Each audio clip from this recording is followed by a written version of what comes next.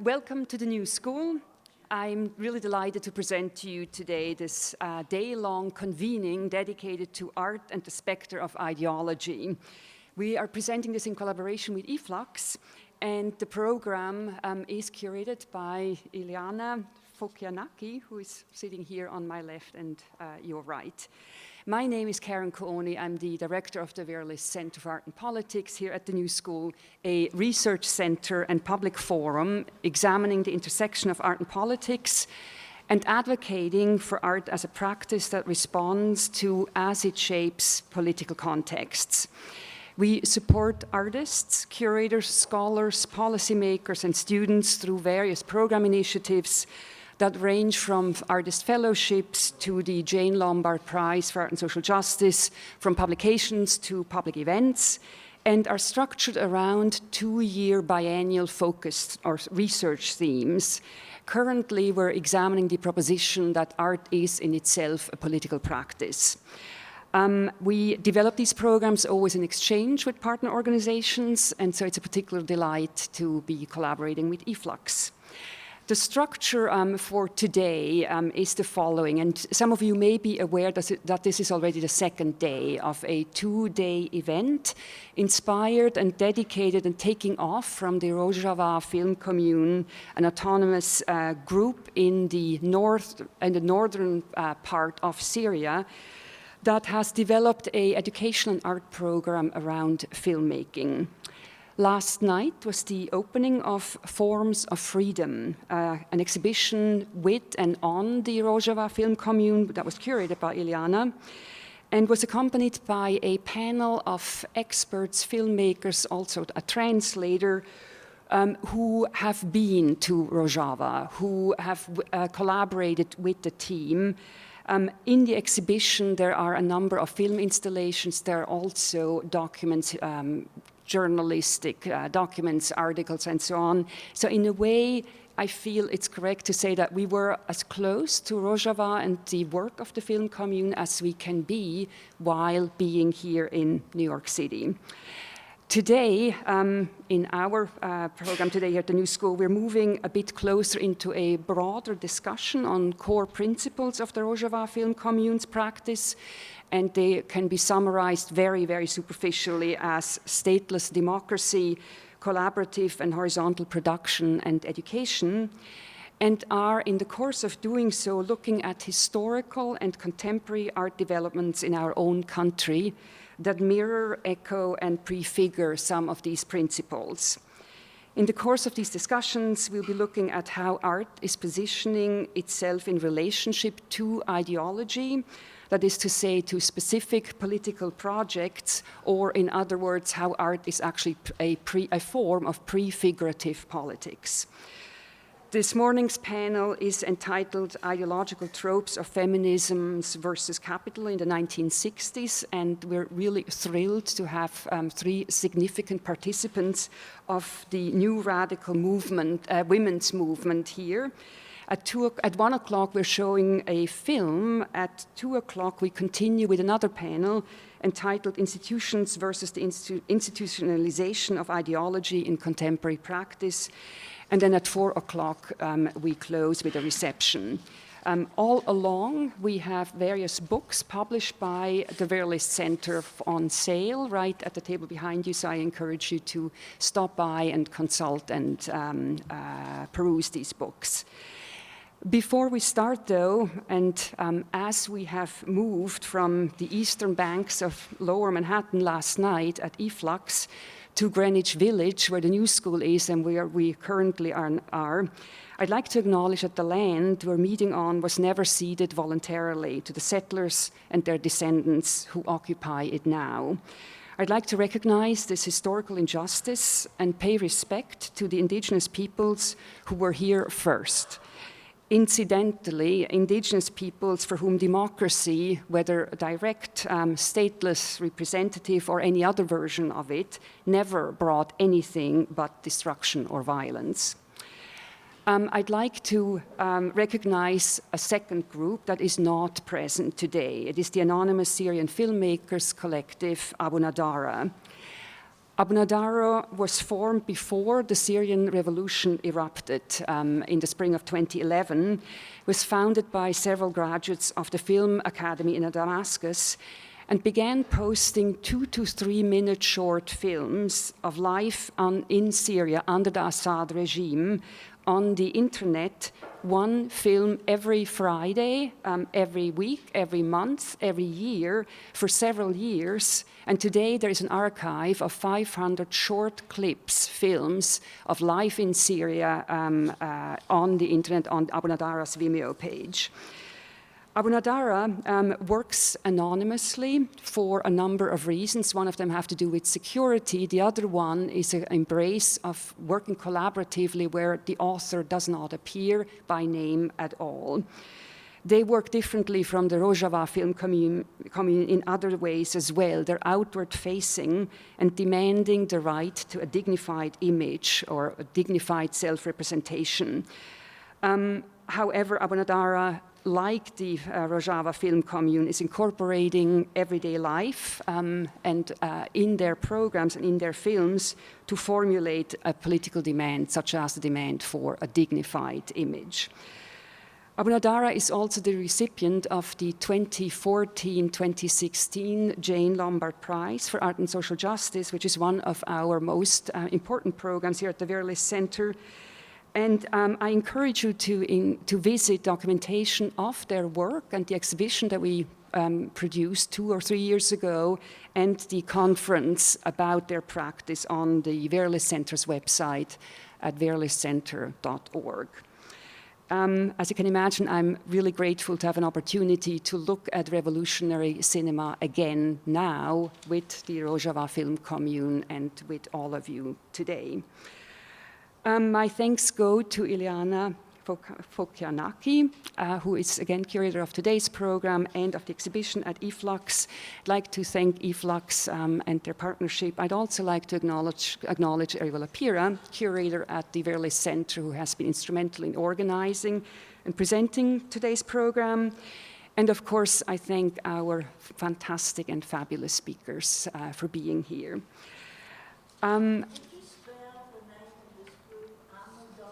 It's Abu Nadara, and I have a flyer here in the booklet, which I'll be glad to share after this.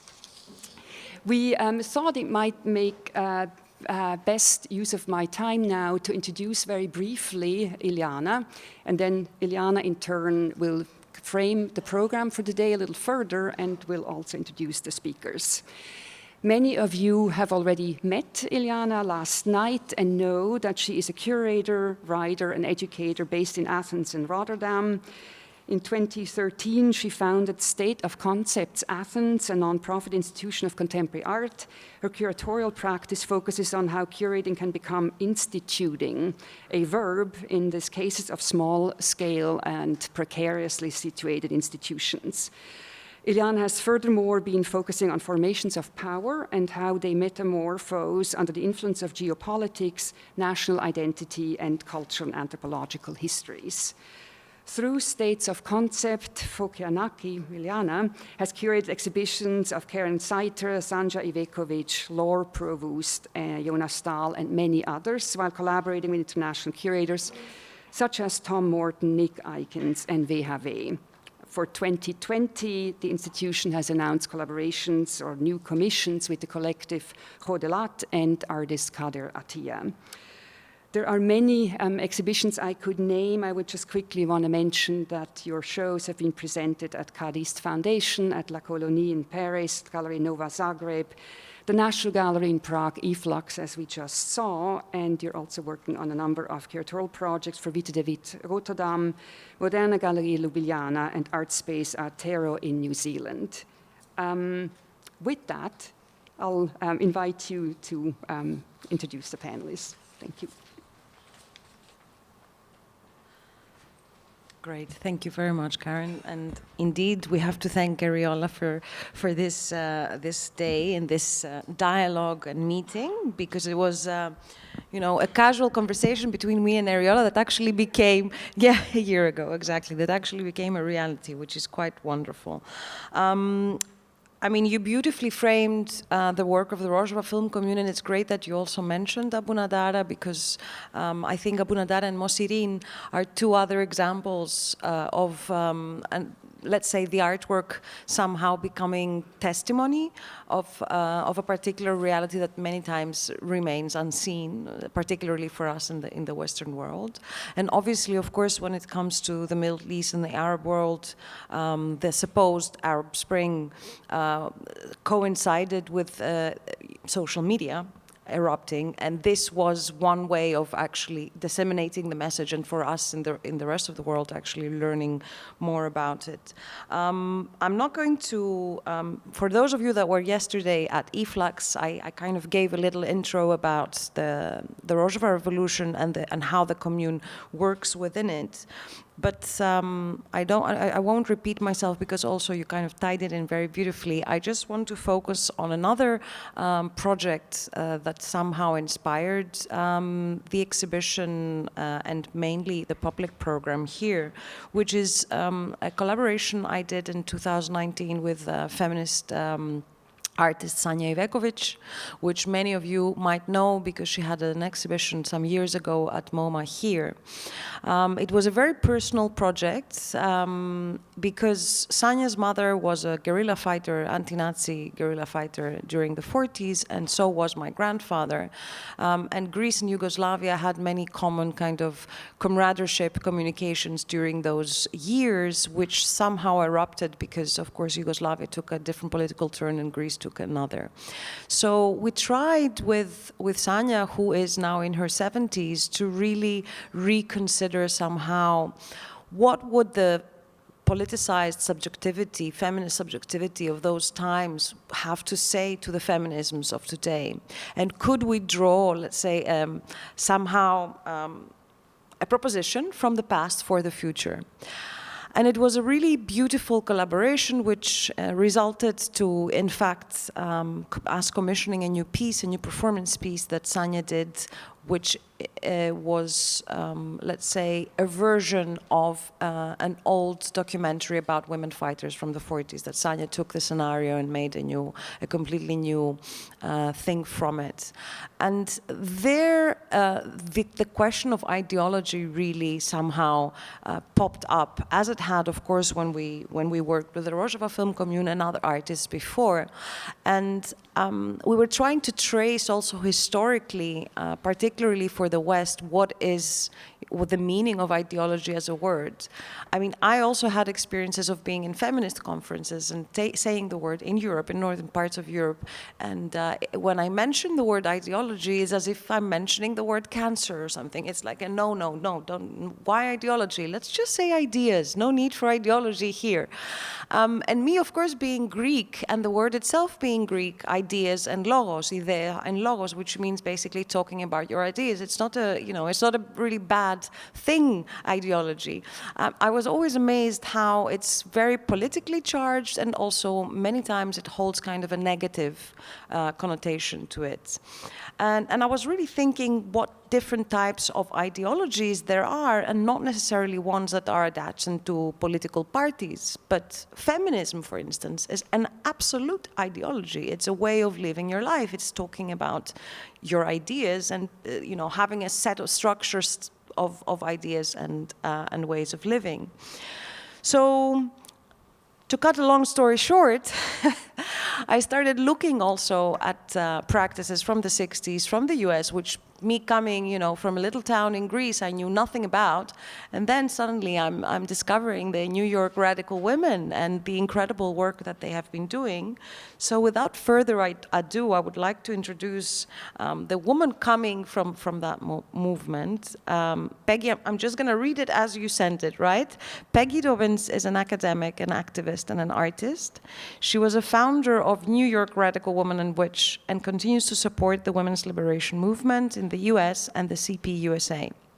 As an installation and performance artist, she is known for projects such as the International Behind the Barcode.org and How Come Patriarchy from 7 Ancient Myths. Dobbins hosts Facebook conversations on capital and labor at It's About Time, and on countering patriarchy at Women's Work Goes On.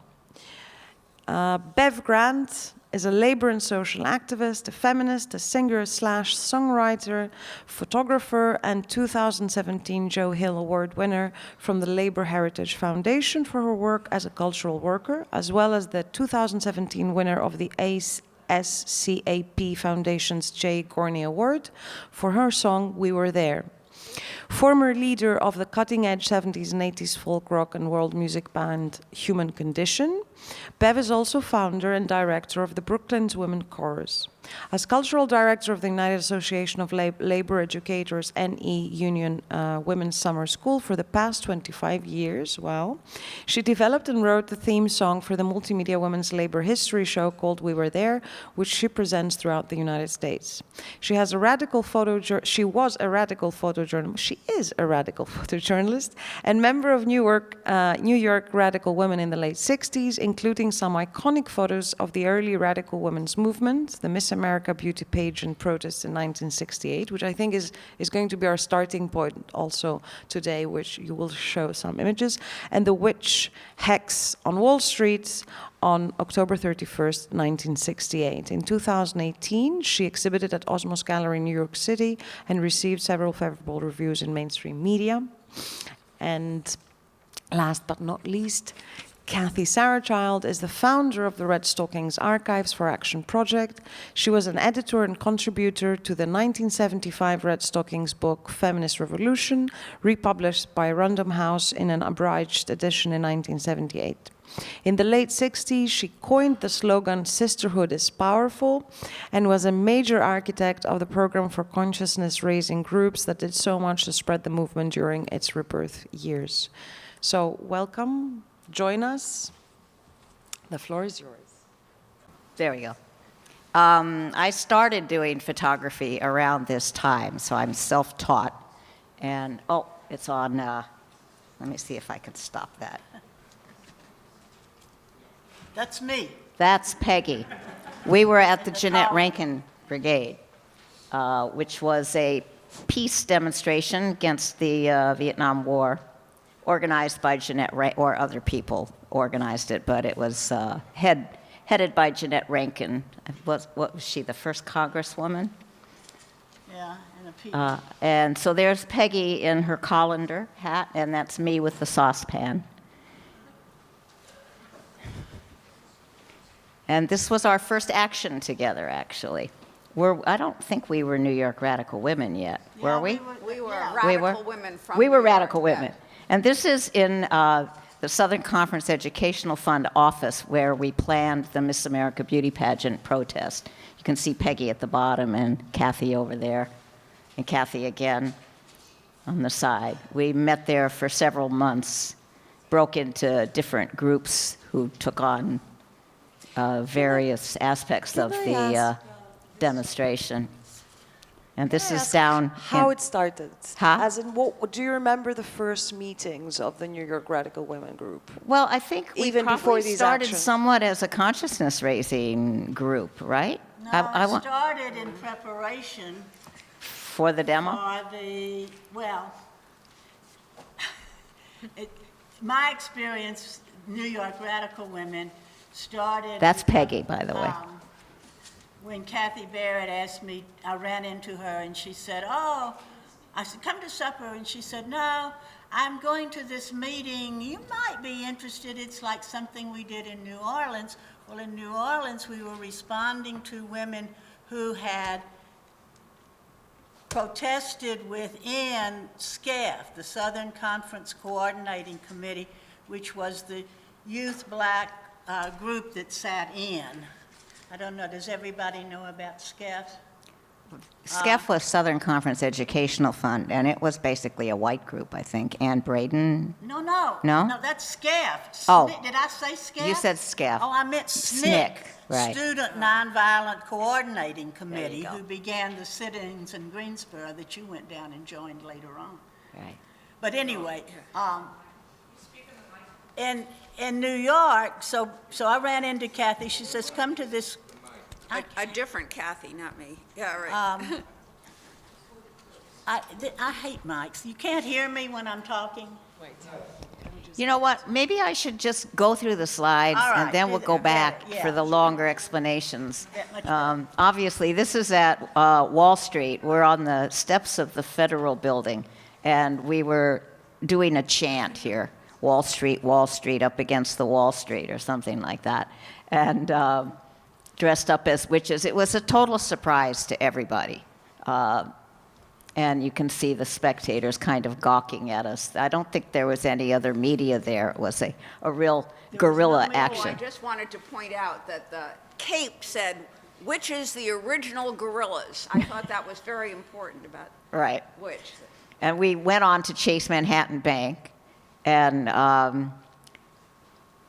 gathered around to hex them as well, but we then got kicked out. But it was, I mean, the one thing about which, yeah, there's the cape again. Which is the original gorillas. And that's Roz Baxendale. If any of you know women's history, you may remember her because she became a professor and wrote some books, I think. And I was thinking maybe we could, since these are on a loop, that maybe we could keep them up there for a while after. With the juxtaposition of Florica and the woman still in her business suit. So here we are at the in Washington, D.C. This was our first participation in a demonstration. We didn't have anything to do with the organizing of it, I don't think. We go down there to bury the idea of... We disagree. Kathy said we buried tradition of womanhood. Yeah. And I said we buried martyred motherhood. Well, it's in documents. I know, I gave up. The That's Red why- Stockings Archive for Action has things in documents, so our memories Right. My selective be memory. That's corrected. what I remember. But I lost the argument, so when she... And that's the SCEF office, Southern Conference Educational Fund office, where we gathered, and out of which we broke away from eventually into smaller groups, Red Stockings and Witch, after the Miss America beauty pageant, as I remember it. And I ultimately left and started working with New York Newsreel.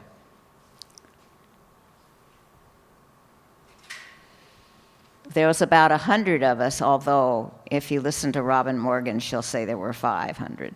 But actually, there were 100 at the most. And that is the art piece that I auctioned off that Mike Dobbins, my husband, actually made. He never got credit for it. And I'm only remembered historically because Bev made me come down and repeat for good, so she could have good sound for the film. Right, for the film. I made me and another woman from Newsreel who were at the demo, we made a short film for Newsreel called Up Against the Wall, Miss America. And I just want to interject that if it weren't for Kathy's that, up in the balcony there with the banner. if it weren't for that film that Bev and some other people Karen. in Newsreel had made, this probably would be wiped out of history.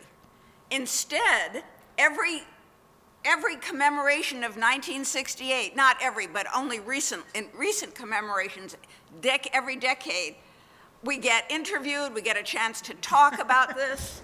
Really, so talk about art being an action.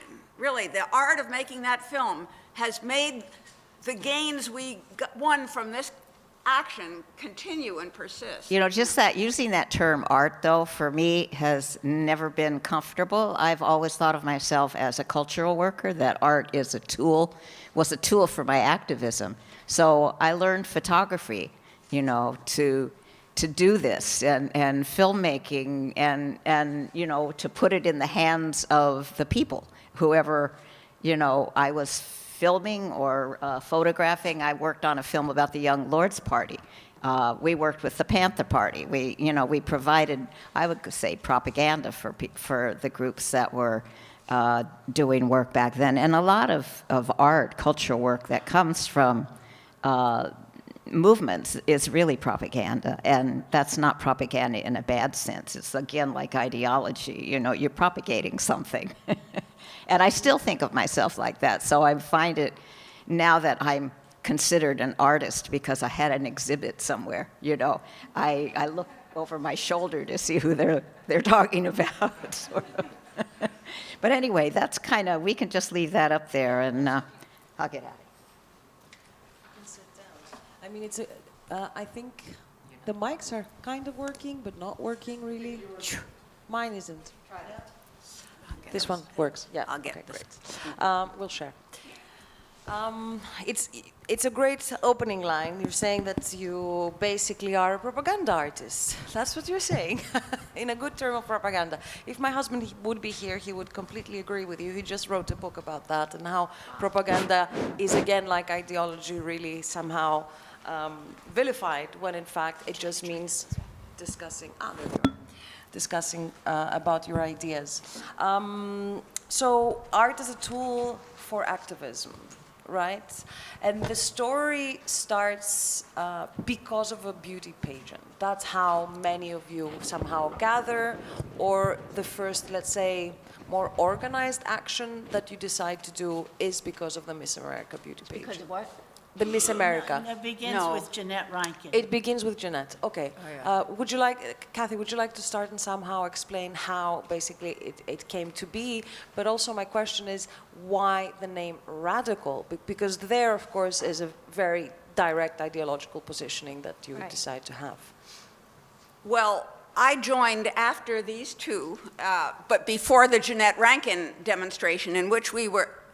Now, our memories are different. There is a record, as I said, from which you can deduce various things, and there are debates still ongoing about some of this. But so this is my perspective. I was just, at that point, women's liberation was a brand new, even though it's old as the hills, it had disappeared from the political spectrum. There was socialism, there was communism, a third of the world was socialist. And in the United States, there were socialist and communist groups that put out newspapers every week. I don't know how they did it since they were so small. But anyway, there was a big civil rights movement, a black movement, but the idea that women were oppressed after we'd won the vote and supposedly were liberated was a completely unknown idea. And denied. You know, we had to raise consciousness about how we actually were still oppressed, even though we could vote. But anyway, slowly the word got out that there were these women's liberation groups. And by the way, that wasn't just accidental. SNCC, the civil rights group, had basically given the white folks who had worked with SNCC the assignment in the United States, which was supposed to be the freest, this land of the free, that there are other people besides black people who are oppressed, and go fight your own oppressors. So oppressed in in this great democracy? Well, anyway, out of that, women began to talk about how women are oppressed, and maybe we could have a movement around this. And that's when I was thrilled to learn about the group that was starting in New York, and I was thrilled to go to the Lower East Side in these tiny little fourth floor walk-ups and meet with people. And I arrived and they were planning this action, the Jeanette Rankin Brigade action, in which they were going to go to these peace women and say, don't you think we should start talking about being militant as women, not just peaceful as women? I just want to interject, though. There was Betty Friedan, and there was the growth of a middle-class white women, basically, consciousness about oppression. But I thought we differentiated ourselves because we had radical politics, that we believed in more than just... And we argued, are we radical women? Are women radicals? Are we movement women? Are we starting a women's movement? And that we argued about incessantly. But that juxtaposition where we movement women are a women's movement, starting a women. That dialectic, those two poles, that was what gave us energy. It was that juxtaposition. And there's an old communist named Nelson Perry who said, when the poles are properly juxtaposed, when the opposites are properly juxtaposed, that is what turns the wheel of history. And it was that it was also, we were all semi-Maoist, whatever we knew we got from people in the cultural realm. But that was an important notion that, that the contradictions among, there was a difference between contradictions among the people and class contradictions which were irreconcilable. And so while we fought, I mean, Kathy and I were just, I always thought of her as my nemesis. But it was that movement, and we both insisted that we were both. I mean, we really thought we were part of a larger movement. We were autonomous. We were very clear that that actually came from the New Orleans group, and which came from SNCC, which was women who had been extremely active, white women, white, educated, middle-class women who played a major role in the most militant part of the Southern struggle for civil rights for blacks. And when as Black Power emerged, some of you who are historians have written about this, as it emerged, at one point, Casey Hayden, who had been a white woman from Texas, which is why I identified with her, she got together with some other women and wrote what they call a working paper on the position of women in the movement, which was how come, you know, we write the things, but then you all make the speeches, we make the telephone calls, but you do the talking. And so all the behind-the-scenes work, that is women's work. Oh, that's just women's work. They wrote this protest called "The Place of Women in the Movement." What is the position of women in the movement? Anti-woman and anti-black historians seized on that because Stokely responded and said, the position of women in the movement is on their back. Now, Casey says, you know, that was a big joke but it was used, because he was black, as a put-down of men in the movement of women. Anyway, from that... I thought it was Eldridge who did that. I wasn't involved in the civil. I was a liberal at that time. If you punched the right buttons and I felt guilty and it was convenient, I'd show up for a march. But I was not part of the movement. I was not a radical.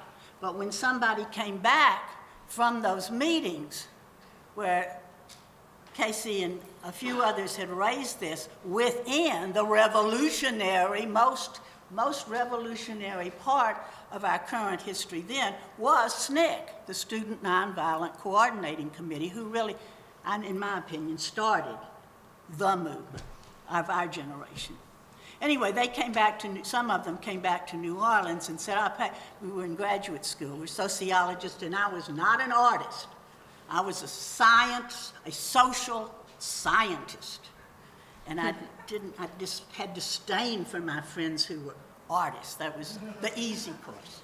You had to take physics and learn to talk about society like physicists did. So anyway, that's where I was, and they came back and said, Peggy, you're always saying we're damned if we do, damned if we don't as women. If we're aggressive and ask questions in seminars, well, then we're castrating bitches. If we try to be nice and get our points through, then we're dilettante débutantes. So let's start a group of just women. No, let's start, they called it, they didn't say women's liberation. They said, let's start a group on sociology of women. So I said, okay, great. I go to the library, I make this extensive bibliography of what then exists, which is 1966. And there's not much, but I even get stuff on, which is very interesting now, because I got stuff then which was on hermaphrodites, on sex change and sexual identity. And so I make this bibliography of what is available, and we start meeting. And I have a syllabus and a bibliography, and they keep going off subject. And finally I said, you know, we have to get back to the syllabus. You keep digressing into talking about personal things. And another Kathy Cade, who was the one who brought it back from SNCC, and Casey, said, Peggy, the personal is what we're here to talk about. And that was, so that for me, that was the beginning of that we address our, so I had to, you know, the bibliography, I don't think Kathy could ever even find, because I was dismissed as just book learning and trying to, you know. Book worship, that was from Mao Zedong. and male-identified intellectual, doing that was. The other thing in terms of autonomy was that there were two boys that sat in on our first meeting, and one of the women who had been in SNCC said, you know, we're doing like the, you know, what happened when the black members of SNCC said, you whites, we have to meet separately. We have to meet without our white friends present, because there are things that we need to say that we can't say in front of our white friends. And so we want to meet without men present. So those men left.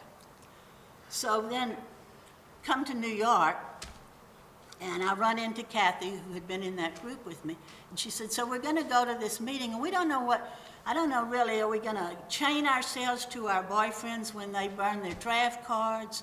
Are we going to try to seduce boys who are signing up to be soldiers? It's sort of what we were talking about, how they treat us as women. So I went with her, and it was at Pam Allen's house. Pam Allen was married to a black intellectual who was the founder of... Robert Allen. Robert Allen. What's the name of his journal? It's still published. Black Scholar. Black Scholar. So Kathy and I come in late, and there are all those little teeny apartments, and we sneak in. We have to come into the kitchen, and we sit down on the floor, and Robert is there.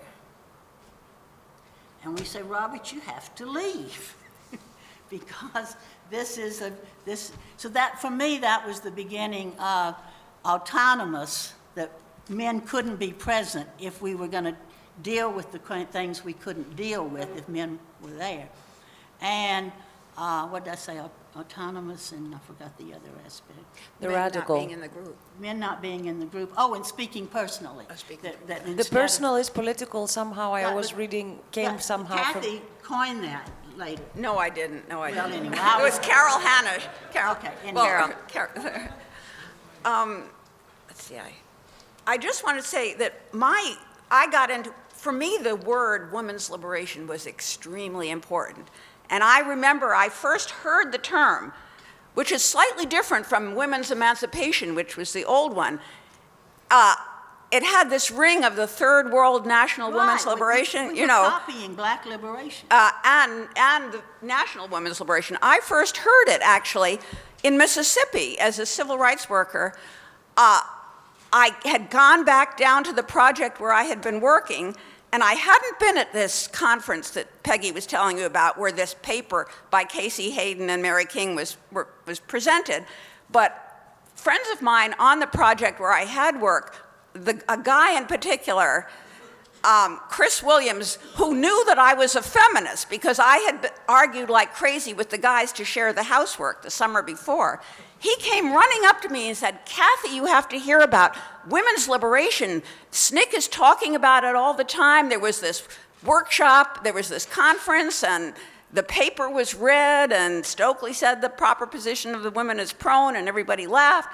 But it's serious. And when I heard that phrase, women's liberation, in the middle of a mass movement in the South where poor black people were organizing and standing up against incredible threats, and somehow the idea that maybe women could also organize like that, and combined with many SNCC people saying to whites that you need to go organize against your own oppressors at this point, we have to go off and do our black power thing.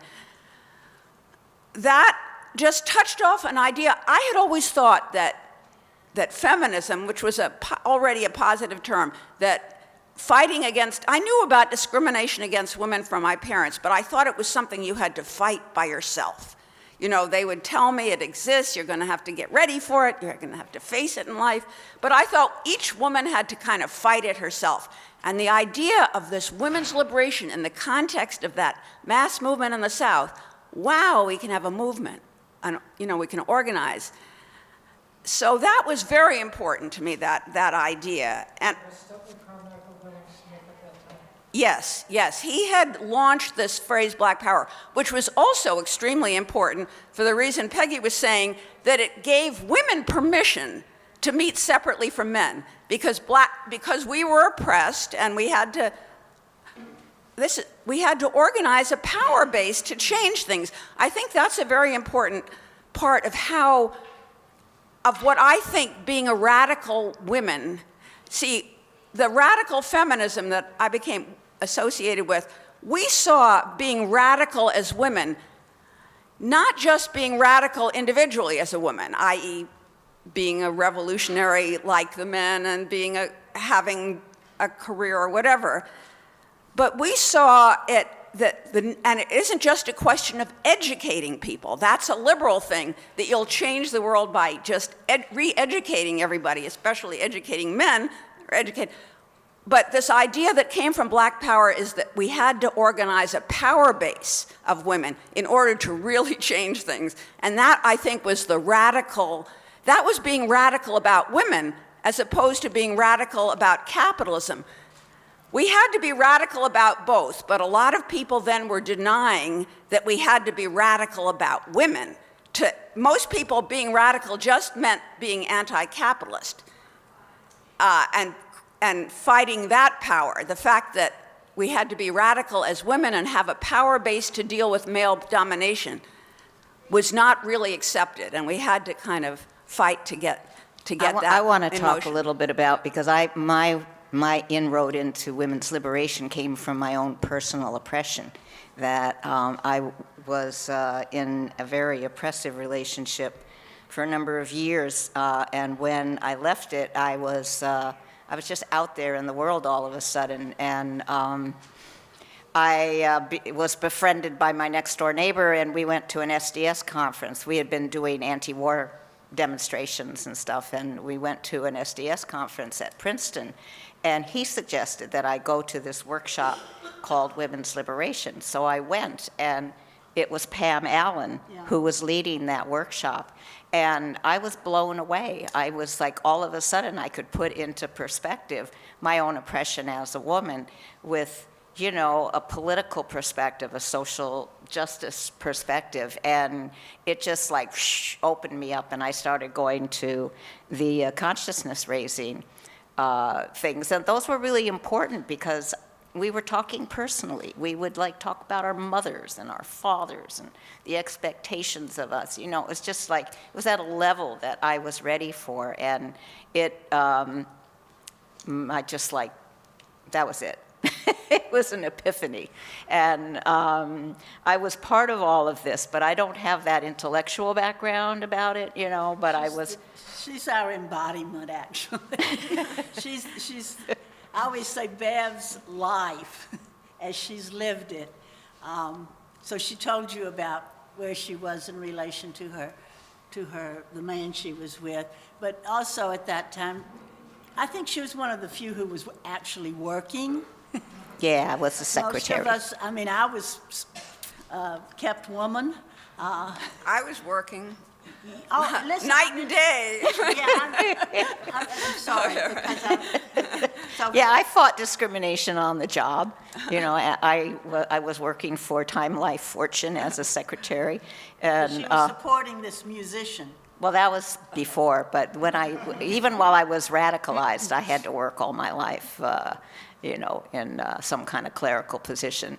But I also became a musician, which is what sort of led me out of the women's movement, but not out of the consciousness of being a feminist. And that's what, I mean, I write from a feminist perspective and always have performed social conscious music. And now my photographs, which I took as part of being in newsreel and taking photos for a press service called Liberation News Service, are becoming or have become iconic. So, you know, it's very interesting, you know, to have come, you know, to this place now where they're actually, what I'm trying to do is find a way to use them in an activist way and not just as something on the wall that people will call me an artist. Consciousness-raising events. That was, didn't just apply to women. That's a term that we've lost today. We don't have those kind of consciousness-raising events anymore. And they covered more than just women's problems. It covered a whole range of things. People had consciousness-raising events around all kinds of issues. But could you describe a little bit about that? Well, we would take turns. We would often pick a subject, Can right? I say And go what around a I circle. wrote that I wrote?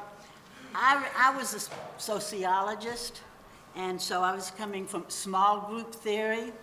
And so when we had these meetings, so remember, I still wanted to do bibliography. So I made this little thing that if it is shared, we would go around, we would share our experiences, which we took from what we learned from the Cultural Revolution. To donate, everybody gets a chance to speak. Common practice now, but for us, that was revolutionary. So if it is shared, you know, if I've had an abortion, you've had an abortion, oh, we've all had abortions. Right. If it's shared, it's social.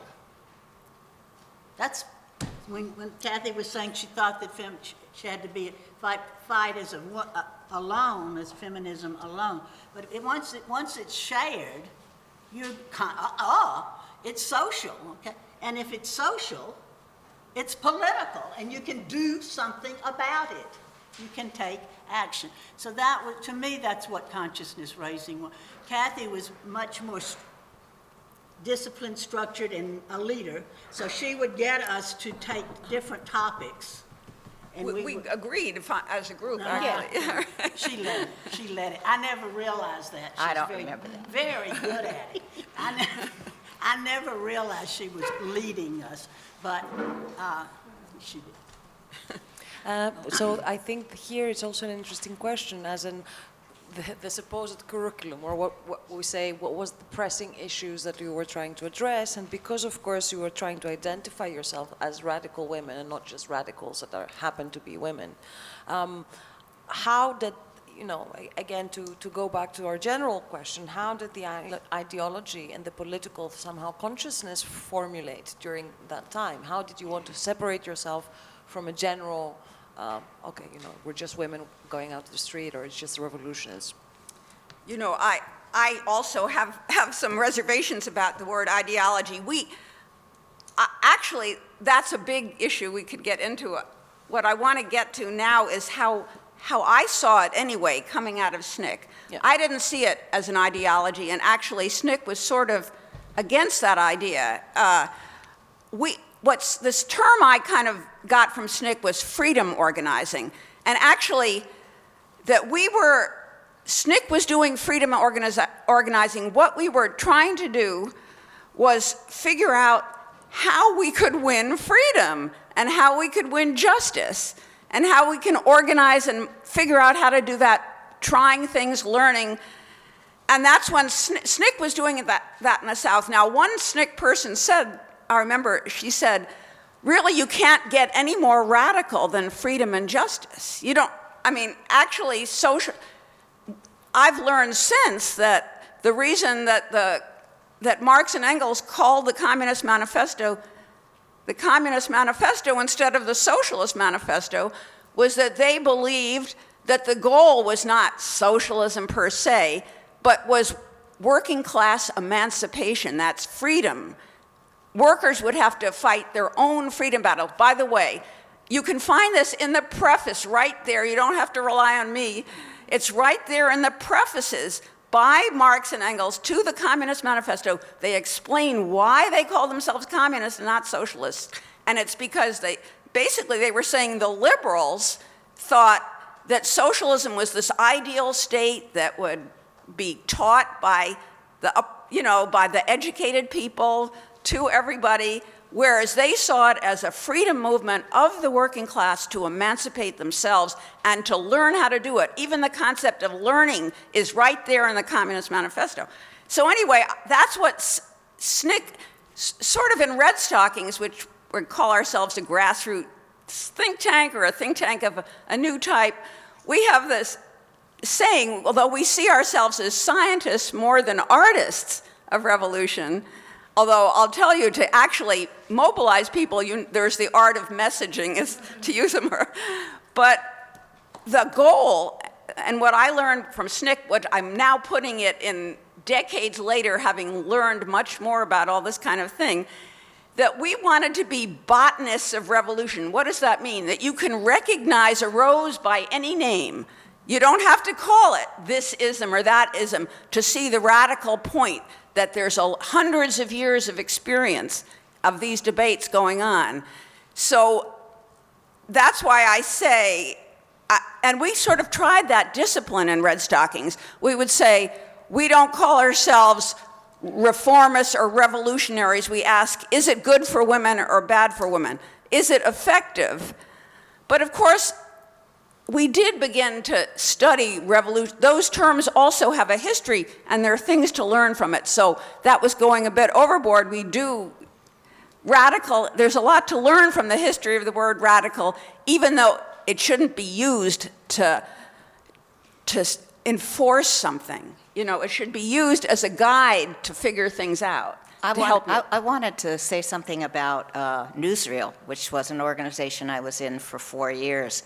And we called ourselves radical filmmakers. And we tried to live, we were anonymous as far as putting credits, except for the Miss America film, because that really originally wasn't a newsreel film. They agreed that we could take a camera and shoot it, but we involved a lot of other women in the process, so that did get credited. But most of the other films in newsreel, and there were a lot of films that we made, were done anonymously. No credits. We often didn't learn each other's last name. We lived together collectively in separate apartments. I lived in one apartment with about 7 or 8, 9 people, had a kid. One of my other people in the collective had a child, and you know, we pooled our money. This wasn't always, but it was what I was struggling towards, and pretty much through my consciousness as a woman. You know, we did consciousness raising in those collectives. I was on the security committee of Newsreel. When we would get new members, I would do a consciousness raising group. I would say, let's share our personal histories, you know, and I became really good at talking about my personal history in a social context. So we figured we could figure out who was a cop, you know, if they didn't have a good story. But anyway, it was like, it reminded me of the filmmaking group that they were talking, Karen was talking about before, about the anonymity and the just kind of being part of, you know, the whole, rather than seeing yourself as this special thing. You know, we were just tools in a way, but, you know, trying to live the life. I mean, all 3 examples, Rojava Film Commune is a little bit different, but Abu Nadara as well as Mosirin, which are both coming from the Arab Spring, and actually, as Karen said, Abu Nadara was even before the Arab Spring itself, is completely anonymous. Whereas in Rojava, the case of the Rojava Film Commune, there is a director. It's recognized in the, you know, in the beginning of the film or the end. Credits, you call them? Credits, yes, credits. Yeah. But everything is collectively edited, produced, right. And... well, we would have film crews that were made up of an experienced filmmaker, who was basically the director, you know, somebody with some amount of experience, and a total beginner. And that's how we learned. That's how I learned to edit, how I learned, you know, everything I learned was in that kind of collective process. But I wanted to ask a little bit more on this intervention you just made, and you said we wanted to identify ourselves as radical filmmakers. As how did that come about? Because you wanted to separate yourselves from obviously mainstream filmmaking, but then again, what was Newsreel representing at the time? We were representing the movement. Okay. And that was the Black Panther Party, that was the Young Lords, that was the Squatters movement, that was different individual actions. Yeah, Vietnam. We did a film, a couple of people went to North Vietnam, and a film came out of that. And, you know, it was really very broad-based. Okay. Yeah. And just to focus also on one of the main reasons I found out about you, which was the hex on Wall Street. I wanted Peggy to discuss this a little bit, or to kind of lead to that. So how did we come to that? Okay, so Kathy talks about general philosophy of what I shared with her in New York Radical Women. And last night they talked some about Murray Bookchin's influence on the Rojava Revolution. The Rojava movement, on Öcalan, and I had forgotten Murray's influence on what became Witch. And it was a woman named Eve Hinderer who brought Murray Bookchin to Mike's and my apartment for supper one night. And we had a long, long visit. And then there was another one, Eve, who brought Murray. I don't know what her relation with Murray was, and apparently she's whatever. But, okay. Oh, you were in Arcos with Eve, so you knew Eve? Yes. Oh, wonderful. Oh, we have to talk. So, all right. So Eve had she's a very blithe spirit, and she had a real influence on me in that respect as we were dealing with New York Radical Women. Now, the concept of affinity group, as I sort of reprocess it now from Murray, was that there were the women who came to these early consciousness raising. I thought was that women were coming from all different walks of life. Well, it wasn't really that diverse, but it was somewhat diverse in terms of class and ethnicity within what's called white. So it was more diverse than our home college circles. So it was women and from different professional interests, people from different disciplines. Okay, the only thing we really had in common was that we were treated, we were dismissed, or we were ignored, or we were beaten, or we were sent to make. What we had in common, the only thing for which we had an affinity with each other was this shared, and I'm never even comfortable with what word, shared oppression bias, shared subordination bias. So I finally, said it's all the, we've had at least 3,000 years of patriarchy. So it's all the thing, mores, laws. Okay, so that was the only thing that we had an affinity for each other about, was that. We were different in every other respect. At some point, though, you need to talk about how Witch happened. Okay. Yeah, right, talk about it. Thing Because then I can talk about red stocking. If you talk about Witch. Well, no, I'm invited to speak about Witch. I invited you to be the counter. Okay. No, I mean, even the name. All right, anyway. You inspired our name. So affinity groups. So within New York Radical Women, which only had affinity with each other about our oppression as women, there were some of us who had an affinity with each other because we thought we really should study Marx, that surplus value is related to things. We didn't understand what surplus value was. There were some of us who wanted to make films. There were some of us who wanted, there were many different women who had different affinities. Those of us who thought Marx was cool, I mean, we didn't know Marx. We read Engels, but we wanted to study. We didn't just want to sit and share personal experiences. And we thought that consciousness raising meant action. We didn't call it art and ideology. It was practice and theory, and our practice was taking actions. And so we wanted to take actions, and that was what led to which.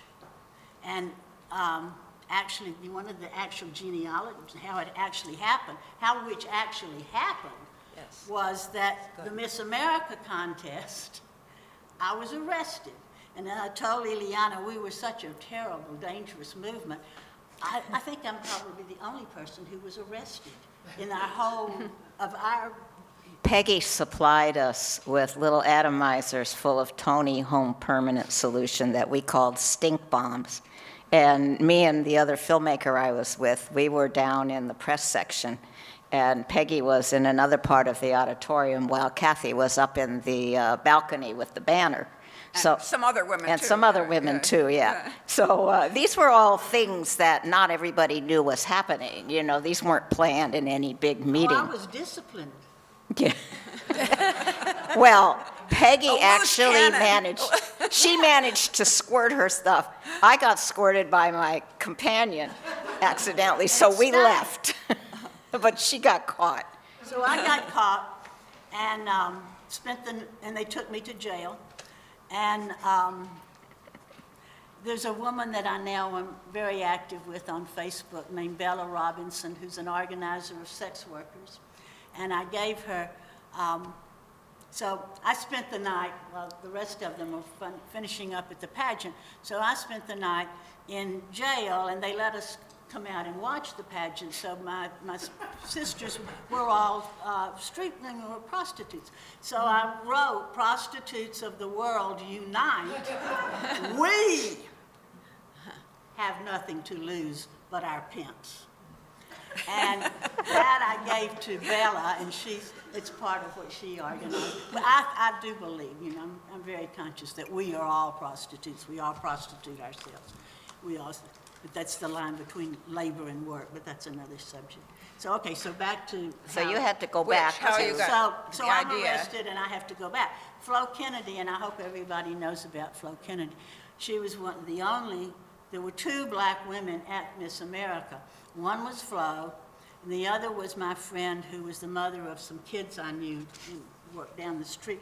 She worked as a maid and nanny on Long Island, but she lived in Queens. Bonnie Allen. And she is in the best image. My favorite image is me selling off women chained to Miss America.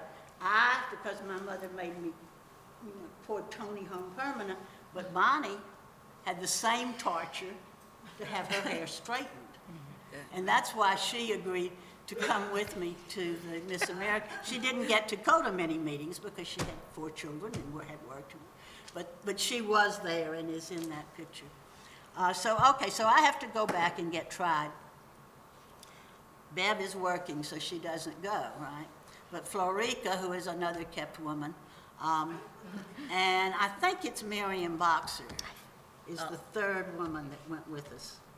Is it? No, it's not Bev. It's Florica, Marcia Patrick, and Miriam. Marcia Patrick Seavey. Remember? No, say her name. Okay. Okay, she's dead now. She thought of herself as an artist. So we're driving back from my trial, great trial. I'm convicted, and I stand convicted of emitting a noxious odor. Which was the sponsor of the pageant. Thank you, Jimmy, which was Tony Home Permanent, which was the sponsor of the pageant. Okay. So I've been reading, because I'm a dissident, right? I'm reading stuff about women in ancient times and And I'm looking for, you know, I never believed that women were really dumber than men. I did not believe it. So I'm looking for proof, evidence, proof that women so witches. So I found the book about which the oldest religion, and that, you know, that there is vestiges of knowledge, pre-patriarchal knowledge. So I'm telling Florica and Marcia about this. Mike's driving, I'm sitting in the front, and we didn't have safety belts. So I'm telling them about, and there were witches, and yeah, they burned us because they didn't want us to be the doctor. They wanted, physicians wanted to have control medicine or whatever, which was shocking information then, not to you all, but it was then. So Marcia says, yeah, and if women's liberation really does become a household word, which I think you had said, if women's liberation ever does become a household word, there'll be witch hunts. And we're the witches they'll come after. So taking a page from the Black Power movement, which, because they said, you know, to say I'm black was to affirm the negative. I said, so let's affirm it. Oh, Kathy had also put up a sign saying, bitch, bitch, bitch. That was later. You inspired that sign. Yeah, right. I mean, which inspired that? Yeah. That's a gift. Yeah, She right. never gave me that. Oh, right. Well, here we are at this panel to do it. You know. So anyway, so I said, so let's affirm it. Let's call ourselves witches. And it was right before Halloween. Let's dress up like witches and emerge from the underground at Wall Street and hex Wall Street. So that's why we dressed up like witches and we emerged from the underground. But why did you choose Wall Street among other places? Because we were still engaged in the Wall Street represented capital. Right. Oh, by the way, I want everybody to take out your phone and go to. I've decided that Ileana is channeling Florica for me. Okay. And I didn't like when I wasn't not keen on the word ideology, right? But then when I adopted to that. But then then I saw when we got here that you had said Specter of ideology. Okay, please everyone take out your phone and enter into your Google a specter is haunting. Good choice of word, huh? Haunting. The haunted as well as hexed is haunting what? Europe, I think. Okay. Yeah. And then what's the next sentence? The specter of communism, right? Specter of communism. Okay. Well, it was not by that accident was very much in our mind. Okay. We were going to. That's a great We performative had gesture. to study Marx. We really had to study. Is that what Now, you meant? Yes, Yeah. absolutely. If I had known as much about Marx as I learned after I had studied, I study volume 3 sometimes too. I would never, if I had known about Marx and how terrible he was on the woman question, I would not know what I know today. And that suspended ignorance. So I give it back to my Florica here. I will say before I do give it back to you, I didn't realize that till this morning. That's why I said Ileana is my Florica, is channeling Florica from. Florica said, and this is really the magic. And I didn't bring this about this. Somebody, is Amy here? Okay. One of the wonderful things, which, by the way, is anonymous. That's part of the fact that I'm invited to speak here. Is so I've done a lot of things that I do as witch, but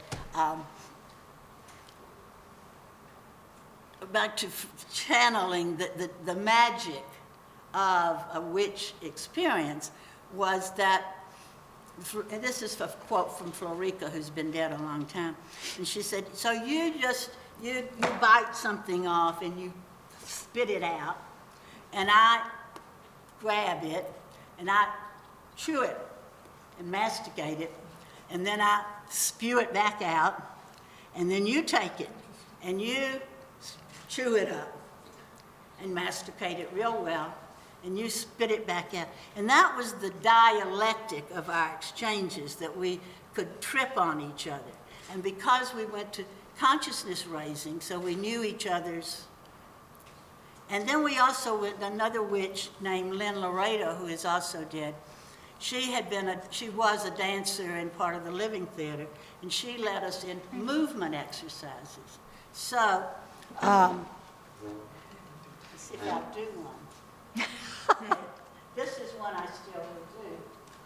Oh, by the way, someone talked about international language. So, but what is more feasible is international sign language. So, late in life, I tried to do, I'll just do another bitty one, which is international money exchange. Exchange. $1 today. Tomorrow, a dime. Yet, an international labor time. An hour is an hour in any time. That's the way. I tried very hard to convey what I understood about surplus value and its relation to women, women's work. And I'm 81 now. So I was never successful in really finding, Florica died a long time ago, finding people to work with. I really can only progress if there's someone else working back. Among Marxists, and I joined many communist parties, and am still never resigned from the Communist Party USA because I think it's important. Did you do anything with the Living Theater? That was Julia What? that, I forget his wife's name. Living theater. No, but the Living Theater influenced us and me much through people who were in Living Theater.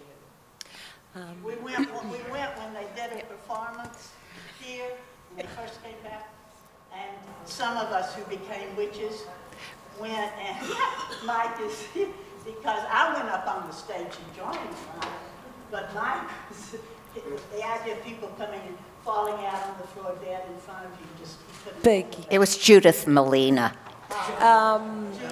I wanted to kind of bring it back to witch and the moment of New York radical women really splitting up in little... I never split. Well, I never saw myself as splitting from New York radical women. We would go to New York radical women, but we would also study. We'd meet an extra time to study, and then we'd meet an extra time for our movement exercise. Now, everybody didn't also go to radical women, also go to study, also go to movement exercise. I had a job. but it somehow kind of, there were some different, let's say, ideological positionings between some members of the group, and therefore some people took different directions. Let's put it this way, not split. But that's not true. Okay. Well, for you. We were not conscious. We had a problem. I think we had a problem with splitting. I feel if I had known now if I only knew then what I know now we would have probably not split, but we did. I was disciplined. They disciplined me. That's when I learned, that's why I became a communist. I wanted to prove I could accept collective discipline. They said I couldn't accept collective discipline.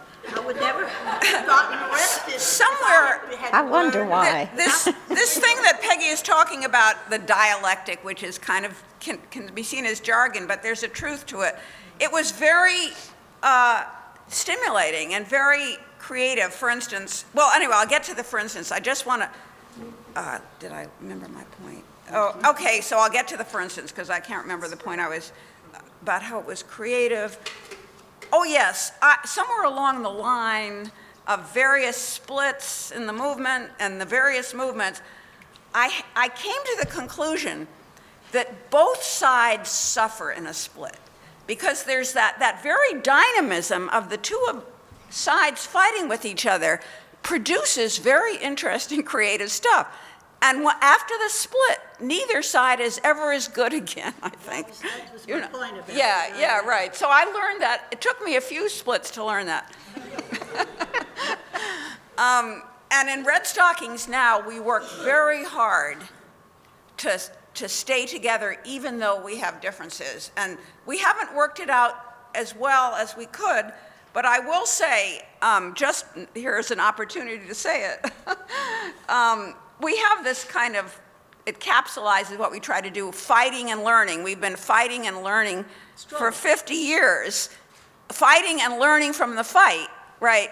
And what have we learned? Well, in the last year, one of our members, Jenny Brown, who's over there, produced 2 books that kind of capsulize some of what we've learned.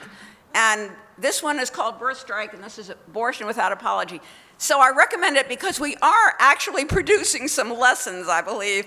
Not that they're permanent, you know, they'll evolve some more, but they're lessons for action right now. And anyway, that's the fighting and learning. And yes, we have been learning over 50 years, and one of them is that both sides loses in a split. Sides lose in a split. Okay, and I want to respond to you. Want to know I wanted to find the origin of patriarchy. So when you talk about what is the ideological, so Engels, and we've read Engels, we read Engels so much. That's a But feat Engels by has itself. one mistake in Engels, which is he refers to a gens, a patriarchal gens. That's a contradiction in terms, because Engels himself had already said, you know, that social classes don't emerge until they're well, he doesn't. We need to get into surplus and surplus value, but that you can't. And they're gens. A gens is a pre-patriarchal thing. So I said, you know, so something existed before. You can't say that patriarchy. To the notion that patriarchy had always existed was just anathema to me. But to find the origin of it is really, it won't be found, because the writing begins with class, writing begins with class formation. So anyway, it was that pursuit. That's what I pursued. Then when I went back to graduate school, oh, I have to tell you, I was purged from which also. I wasn't just purged from New York Radical Women. You weren't purged from New York Radical Women. It I didn't was quite. disciplined. Discipline. But which? Anyway, I wanted before you say that for you to also analyze a little bit the acronym and what it means. What? The acronym, like what did which stand for? Because we didn't talk about that. So we just said it was which, but I think we did do it with the dots, and I think I said it's going to refer to whatever we do. But I'm not sure how clear that was at the time that I was at Robin Morgan, and anyway. And Robin said, is it okay? I got a call from these women in Chicago who want to do a hexing outside the court where they're trying the Chicago 7, who were people who were arrested in 1968, Democratic National Convention. Be careful how radical you want to be in destroying what exists. Okay, so they wanted to, she said, so what does which stand for? And so according to Robin, she hollered out, well, to Kenneth, what do you think which stands for? That's her husband, Kenneth, Robin's husband. A poet, Kenneth Pitchford. So if the historians want to know who said which stands for Women's International Terrorist Conspiracy from Hell. And I don't know, were you there when she asked us that, if that was okay? I don't remember that. And so anyway, I said, that's cool, that's fun, let's say that's what it stands for. But then we went on and we leafleted, Bev's sister, Joyce, was, her partner was one of the Black Panthers who was, Part of the Panther 21. yeah. So we did a solidarity with them at Macy's, and that time we were women's independent taxpayers, consumers, and homemakers. And we were making that point. Then we disrupted, I went to Wellesley and so did another witch, so we disrupted a Wellesley alumni bridge club. And at that time we were women, Wellesley is something to catch husbands or something. But the key point of practice and theory and art was, okay, so we're going to hex Wall Street, and that also meant we're going to organize where women were really powerful.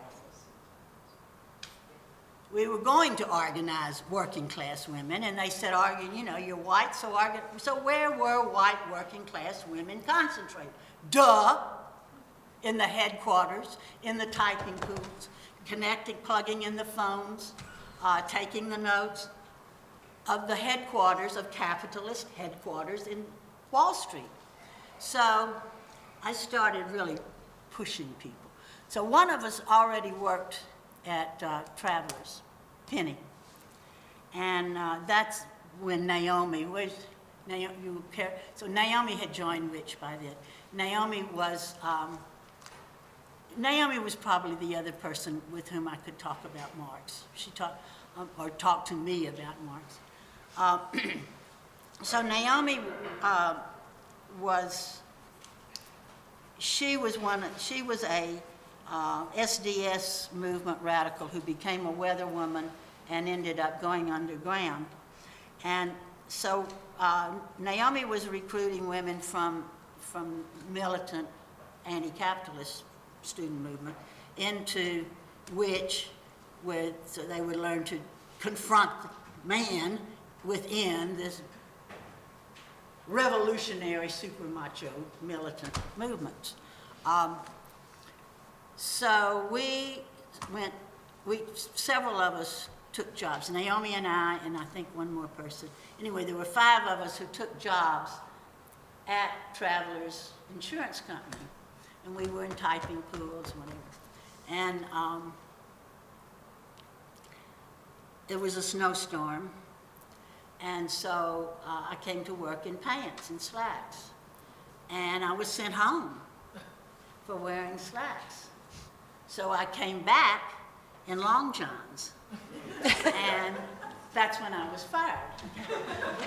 So we had learned, I had no sense, well, I didn't believe in the media. I didn't really believe, if it hadn't been for Robin, none of this would, Robin really cared about the media. I didn't think we should deal with the media. So we didn't have media, but Mike Dobbins showed up, and we had learned through this that if we taught consciousness raising, we taught theory, and we learned movement exercises, so we could create a consciousness raising action instantly.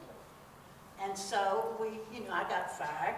We went down and we immediately started picketing.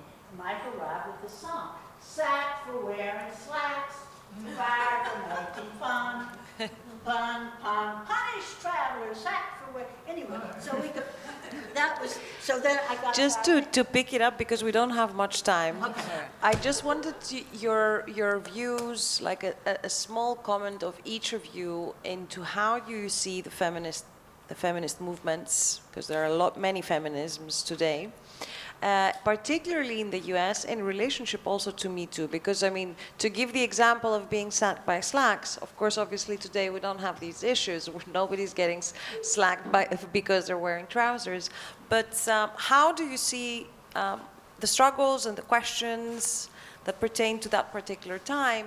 And do you think that we still share some of these questions? You let them talk first. I will start with Bev, and also coming from the, let's say, the journalist and the musical world, which has been in both cases very much vocal in terms of through Me Too, et cetera, et cetera.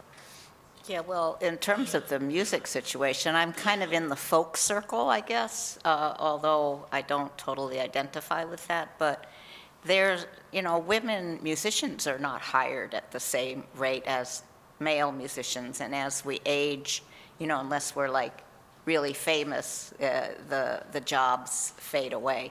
So there is some movement within that circle, people writing about it and, you know, trying to like organize around it. I don't know exactly. I feel there's a certain complacency on some level with women around our rights and our need to keep struggling for them. But I'm encouraged by the Me Too movement and young people. I haven't thought a whole lot about it. I keep trying to figure out where I fit in this, you know, because I don't want to be just an antique or, you know, like I want to be part of it. But I also understand that I'm not going to lead this, you know, that, and I argue with people about the necessity to let young people be in charge here, you know, and we need to support them because they're the ones who are inheriting whatever's left of our earth and future. I think the women's question is alive, and you know, I broke off from Which and the women's movement per se, but I always brought that politics with me. And when I was working at Fortune magazine, I came in one very cold day and I said to my bosses, because we were supposed to wear skirts also, I said, how would you feel if you had to wear a skirt to work today? You know, and they got it.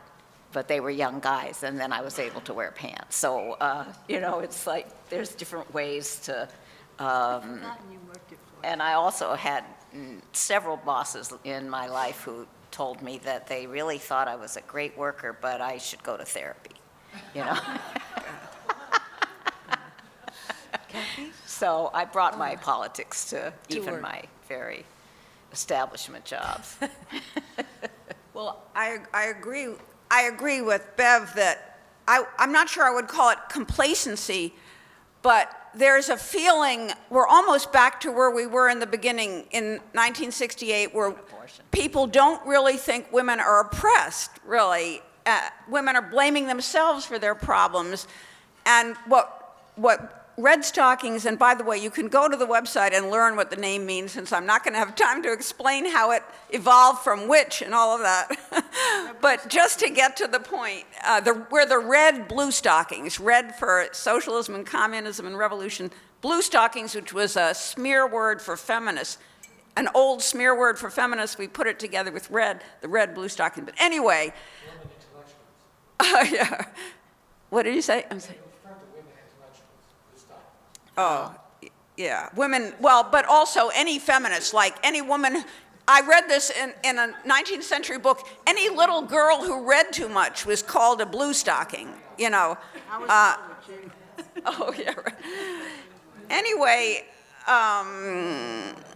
what did you ask? In terms of oh, yeah. So what Red Stockings works together with another group called National Women's Liberation.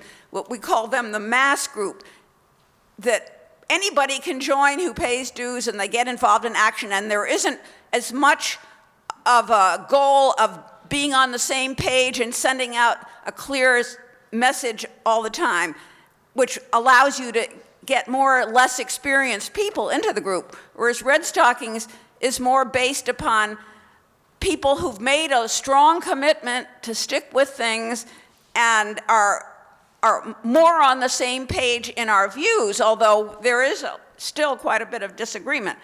Anyway, what we're trying to do is reach out to younger women with the idea that history is a great resource, not as something that tells you what to do, but to go to it just to find ideas. You know, you can, and in other words, you don't in the beginning we were told, oh, you're making a big mistake, the same mistake the other old feminists made of being so anti-man. We don't tell people they're making a mistake. We try to bring the history and the archives and our experience to people and see what they can find. What they pick and choose what's useful. That's kind of our approach. And we also have a theory that the best way to begin to get into history is to try to change history. Do an action, see what happens, and then suddenly you're going to want to check out history to see, uh-oh, this didn't work. Maybe I can get an idea. It's true that once you get involved in action and trying to change history, you're suddenly not only more interested in history, but you can judge it from your own experience. It doesn't control you. The history doesn't control you. You evaluate it based on your own action experience. It's more accessible in that way. So anyway, just to give an example of some of the young women using the archives for action, because we call it an archive for action, back in 1969 or 1970. Kathy, sorry to just give a little asterisk that also you have exhibited parts of the archive as well, correct? Yes, we do exhibits. Yes, we do exhibits when people ask us to. You know, there's a website. It's one word, by the way, Red Stockings, not two. So it's www.redstockings.org. But anyway, on the website, we have a page called Buttons and Stickers, and it tells the story of this sticker campaign that I'm going to tell you about. National Women's Liberation and Red Stockings sometimes collaborate on a class where we read some of these historic documents and tell what we can get from it. Anyway, as a result of this class, and the class always does an action, that's on this theory that the best way to make history and the knowledge of the past accessible is to do an action and to get involved. So always part of the curriculum of the class is doing an action at the end. They decided at that time, this was in 2015, there was an epidemic of terrible sex object ads about women on the subways. Everywhere you looked, there was, you know, there were pictures for breast augmentation. There'd be a picture of a little orange and a big grapefruit. You know, really right there, staring in your face as you ride the subways. There were just so many of these ads. We have a record of what they were. And I brought to the class these stickers that we used in 1969 or 1970. There's some question now whether these stickers were 1970, where we would slap "This oppresses women" on sexist ads in the subway. And so they made these stickers in Spanish and English, and we began slapping them all over you know, we had a big debate. This is how you do. Should we put the name of the organization on there? We were torn because if we put the name, we might get in trouble since it was illegal. You know, we decided not to put the name, but the amazing thing is that people who saw these things, Googled and found out the name of the group that was doing it. We kind of went viral. The online newspapers began writing about this. This made it spread even further. The perks of the internet, huh? Yeah, one of the right. perks of the internet. And I'll tell you, we won. We beat back. If you go into the subways now, it's like so sanitized and clean, really. You won't see anything. Like, you can go to the website and see what it used to be, you know. So, of course, the conclusion, and this is a conclusion that we try to convey to new generations, is you gotta keep it up. You have to persist. We have to figure out a way to stay organized so we can persist. This is one reason we really believe in staying together, so that we can pass things on. Because the minute you let up, the sexist ads come back. Really, you have to be ready to go into action and stay organized. We have to figure out a form of organization that women can actually do as we also have jobs and as we also hopefully shared with the guys, the kids. There's this third thing, that there's a triple day that we all have to solve, both women and men, and that is how can we have jobs and be economically independent? How can we have kids to have a new generation of workers that we need, not just the capitalists? And how can we have community and political engagement? Everybody be politically engaged. So that's the triple day. That's very hard to do. I mean, 3 jobs, really, community, work, and family. How are we going to do it? We're trying to figure that out. Okay, well, that's... And So- one last comment from Peggy in terms of also, like, how do you see then to today, like a short kind of comparison in terms of whether you think that there are struggles that are exactly the same still, or also, which it's a little bit of a sacrilege, but I'll say it, were there things that you somehow left untied and therefore they never were resolved and we somehow inherited them? Sorry, you got the difficult question. There's so much to say. I have so much to say in response to Kathy, but so your main question is, what do I feel is left undone? Maybe, yeah, maybe answer that, because Okay, we don't have any time, I'll that's say a why. little bit in terms of people carrying on. I have had a wonderful experience. Amy is only one of them, which is anonymous. And I get calls every now and then from people who find out that I was involved in which. And I always say, well, you know, which is part of it is anonymous. I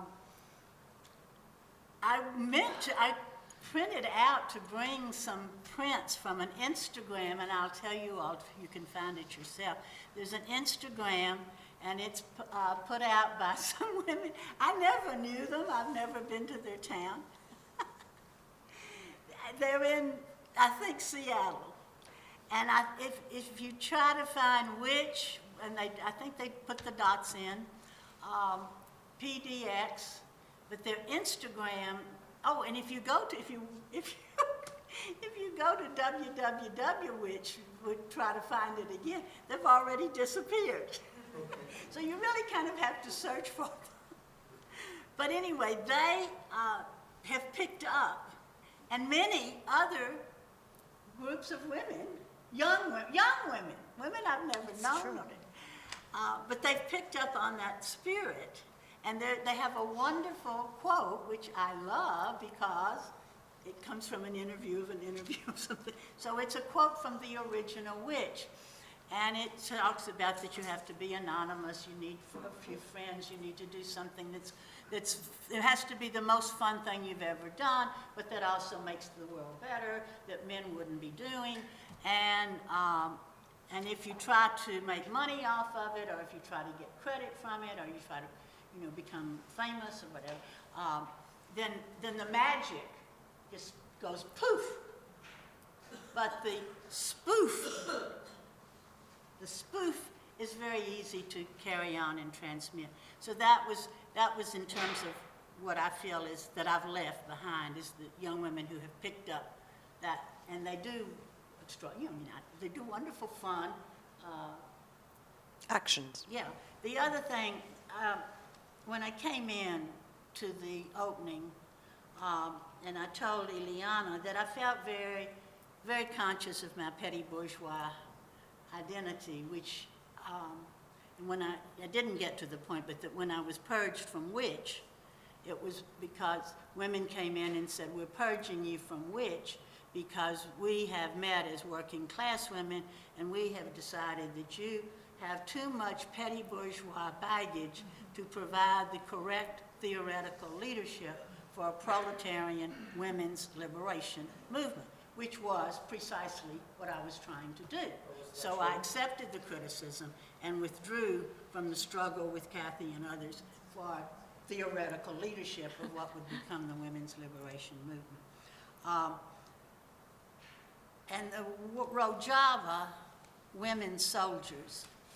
And I was very glad someone asked last night, about the Western press's fetishization of the Rojava women warriors. I think, for the record, I should report that when New York Radical Women began, it was 1967, and at least two of us, and I think, I'm not sure Shuley, but Helen Kritzler for sure, had just come back from a summer on the kibbutzim. 1967 was the year of the Six-Day War, the 7-Day War. I never know whether it's 6-Day or 7-Day War, but when the Israelis took the territory they now occupy. We idealized those Israeli women soldiers.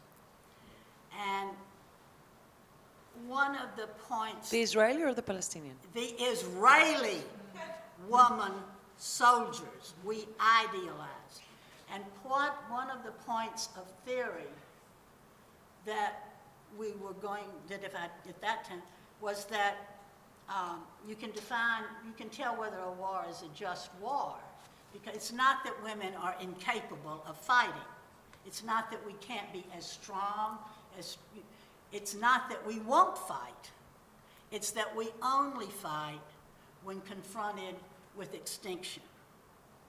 And so that was, and we adopted that because we were indirectly sub-Zion. I mean, we were. Do you agree with that today? Could you let her talk, please?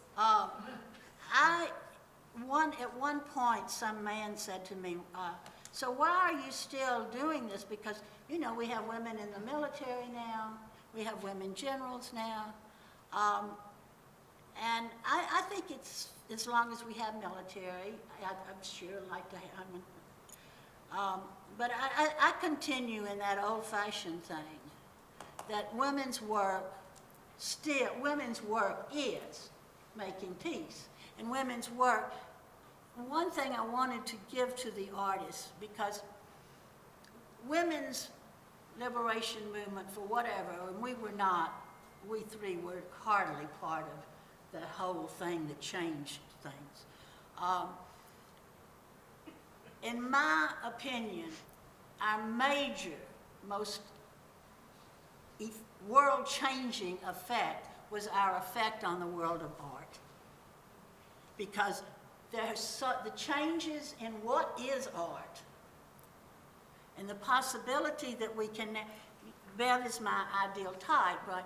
That we can, that you labor in order to work, and everyone is an artist. And make it, so I think that's all. Okay. I know, but it's a very good way to end it, because a very wonderful US Lebanese artist's work is going to come up as a response. And the title of the film that we're going to see is Who's Afraid of Ideology? And who is afraid of ideology? It's very much linked also to the women's movement in Rojava. It's very much inspired from it, and the writings and the interviews that Marwa Arsanius, who is the artist, has conducted with some of the women soldiers there. So I wanted, before we start, of course, to thank you very, very much, all three of you. Really. We had a good time.